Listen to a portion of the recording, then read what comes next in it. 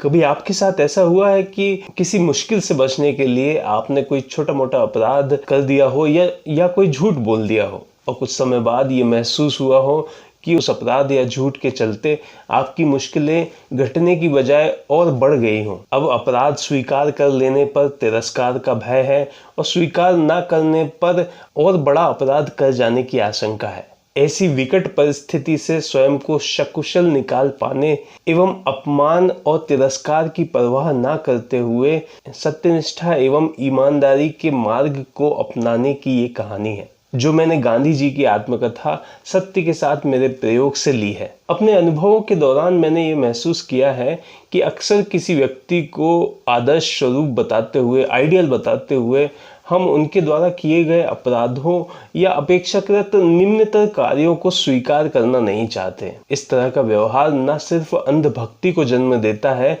बल्कि इस अंधानुकरण से पैदा होने वाले परिणाम भयावह हो सकते हैं।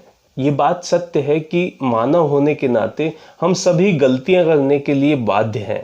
इस संसार में ऐसा कोई व्यक्ति न होगा जिससे कभी कोई गलती न हुई होगी, किंतु गलतियां करना एवं सच्चे हृदय से उनका प्रायश्चित करने, उन पर पछताने में शर्मिंदगी की कोई वजह नहीं है। किंतु समस्या तब खड़ी होती है जब हम अपने द्वारा किए गए अपराधों को छुपाने का प्रयत्न करते हैं और इस प्रयत्न में और अधिक दोषी होते जाते हैं। गांधी जी के जीवन में इस कश्मकश का कोई स्थान नहीं था।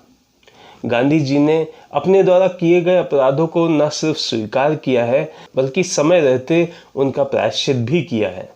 ऐसे ही एक प्रसंग को मैंने चुना है आज के अंक के लिए। नमस्कार दोस्तों, मेरा नाम है जितेंद्र नामदेव और आज बात करेंगे गांधी जी के जीवन से जुड़े एक ऐसे प्रसंग के बारे में जो हमें ईमानदारी से अपना अपराध स्वीकार करने एवं तिरस्कार व दंड का भय होने के बावजूद सत्य ही के मार्ग पर चलने की शिक्षा देता है। मैं जितेंद्र नामदेव आप सभी का स्वागत करता हूँ।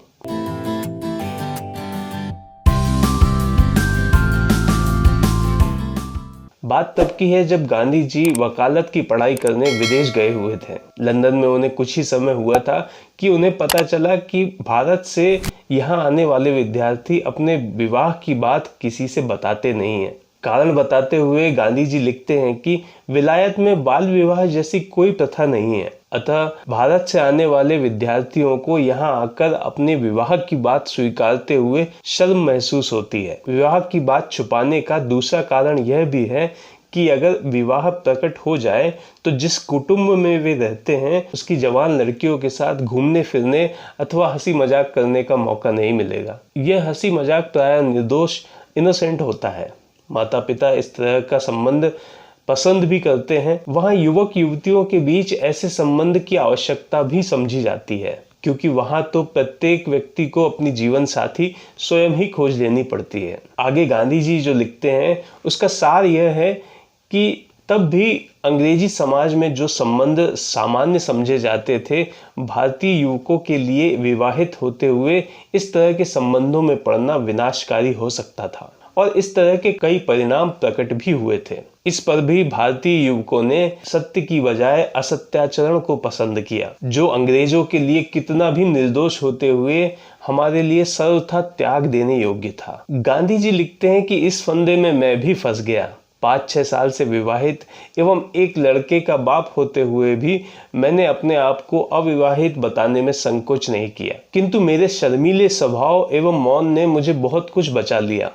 जब मैं बोल ही ना पाता था तो कौन लड़की बैठी थी जो मुझसे बात करती, मेरे साथ घूमने को राजी होती। यहाँ मैं ये स्पष्ट करना चाहता हूँ कि गांधी जी का ये झूठ किसी सोची समझी साजिश का हिस्सा नहीं था, बल्कि उस समय भारतीयों में वैसा प्रचलन एवं अपनी किशोरावस्था में अल्प ज्ञान के कारण था। आगे के विवरण में गांधी जी हमें बताते हैं कि किस तरह अपने शर्मीले स्वभाव के बावजूद यदा कदा उनका सामना अंग्रेज युवतियों से हो ही जाता था एवं उनकी स्वच्छंदता के सामने गांधी जी को शर्मिंदा ही होना पड़ता था।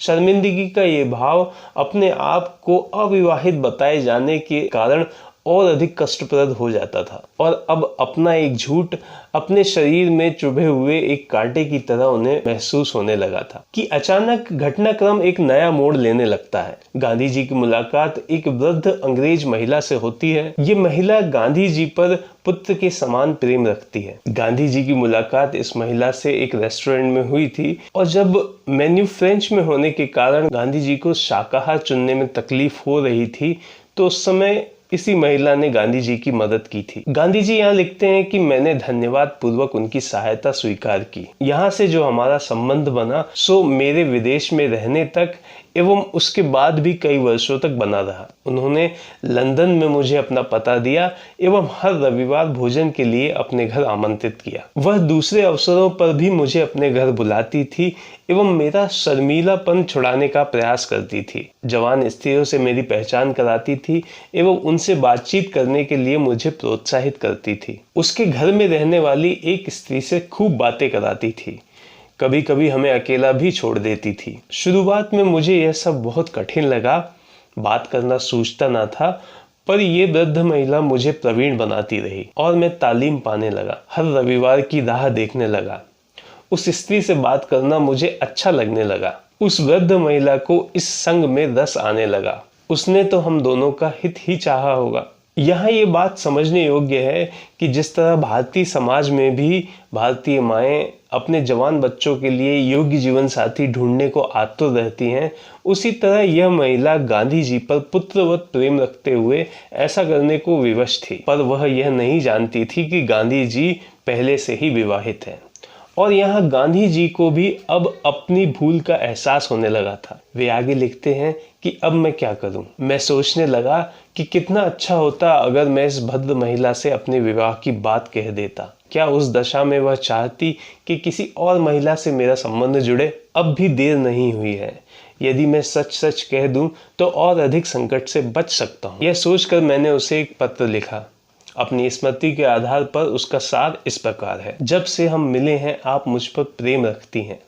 माँ जिस तरह अपने बच्चे की चिंता करती है उसी तरह आप भी मेरी चिंता करती हैं। आप तो यह मानती हैं कि मुझे विवाह कर लेना चाहिए और इसी विचार से आप मेरा परिचय युवतियों से कराती हैं। ऐसे संबंध के अधिक आगे बढ़ने से पहले मुझे आपसे ये कह देना चाहिए कि मैं आपके प्रेम के योग्य नहीं हूँ। जब मैं आपके घर आने लगा उसी समय मुझे यह बात कह देनी चाहिए थी कि मैं विवाहित हूँ। मैं ये जानता हूँ कि भारत के जो विद्यार्थी विवाहित होते हैं वह इस देश में अपने विवाह की बात प्रकट नहीं करते हैं। इससे मैंने भी इस रिवाज का अनुकरण किया।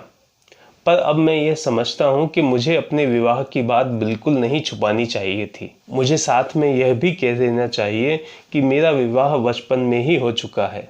मेरा एक बेटा भी है। आपसे यह बात छिपाए जाने का मुझे बहुत दुख है, किंतु अब ईश्वर ने मुझे सच कह देने की हिम्मत दी है। इसका मुझे आनंद है। क्या आप मुझे माफ करेंगी? जिस बहन से आपने मेरा परिचय कराया है उसके साथ मैंने कोई अनुचित लाभ नहीं लिया है, इसका मैं आपको विश्वास दिलाता हूँ। मुझे अपनी मर्यादाओं और सीमाओं का पूरा ज्ञान है, किंतु मेरे विवाह की बात ना जानते हुए आप तो स्वाभाविक रूप से यही चाहती हैं कि किसी के साथ मेरा संबंध जुड़ जाए। आपके मन में यह बात और आगे ना बढ़े इसके लिए मुझे सत्य प्रकट कर ही देना चाहिए। यदि इस पत्र के मिलने पर आप मुझे अपने यहाँ आने के लिए अयोग्य समझेंगी तो मुझे इसका तनिक भी बुरा नहीं लगेगा। आपके प्रेम के लिए तो मैं सदैव आपका ऋणी बना रहूँगा, किंतु मुझे ये भी स्वीकारना होगा कि यदि आप मेरा त्याग न करेंगी तो मुझे खुशी होगी, और यदि अब भी आप मुझे अपने यहाँ आने योग्य मानेंगी तो मैं उसे आपके प्रेम की एक नई निशानी समझूंगा एवं सदैव उस प्रेम के योग्य बनने का प्रयत्न करता रहूंगा। पाठक यह समझ लें कि यह पत्र मैंने एक क्षण में नहीं लिख डाला था। न जाने कितने मसौदे तैयार किए होंगे, किंतु यह पत्र लिखकर मैंने अपने सर से एक बहुत बड़ा बोझ उतार डाला था।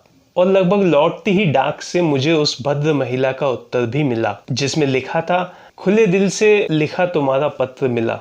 हम दोनों खुश हुई और खूब हंसी। तुम जिस असत्य की बात करते हो वह तो क्षमा योग्य है ही, किंतु तुमने अपनी सही स्थिति बता दी, ये अच्छा ही हुआ। मेरा न्योता अब भी कायम है। अगले रविवार हम अवश्य तुम्हारी राह देखेंगी एवं तुम्हारे बाल विवाह के किस्से सुनेंगी और तुम्हारा मजाक उड़ाने का आनंद भी लूटेंगी। विश्वास रखो, हमारी मित्रता इससे तनिक भी प्रभावित ना होगी। इस प्रकार मैंने अपने अंदर घुसे हुए असत्य रूपी कांटे को बाहर निकाल दिया और फिर तो अपने विवाह आदि की बात करते हुए मुझे कहीं भी घबराहट नहीं हुई। इस तरह यह प्रकरण समाप्त होता है। किंतु इस प्रकरण ने जिन दो बातों ने मुझे सबसे अधिक प्रभावित किया वे इस प्रकार हैं। पहला तो ये कि आत्मबल संजोकर गांधी जी जिस तरह सत्य प्रकट करने का निर्णय लेते हैं वह वाकई प्रशंसनीय है।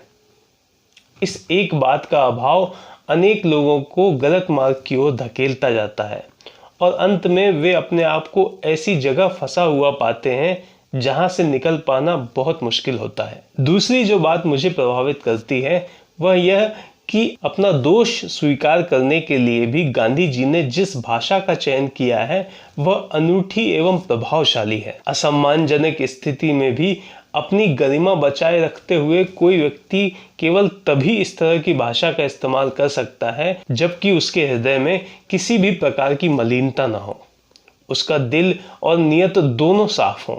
और सच कहा जाए तो यही एक बात थी जिसने गांधी जी को न सिर्फ किसी मुसीबत में पड़ने से बचाया बल्कि वे प्रेम और मित्रता से भरे अपने संबंधों को बचाने में भी सफल रहे। ये थी आज की कहानी। उम्मीद है आपको पसंद आई होगी।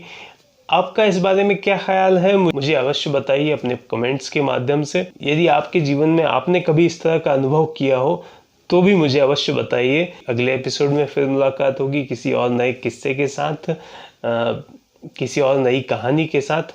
तब तक अपना ख्याल रखें। मुझे धैर्यपूर्वक सुनने के लिए धन्यवाद।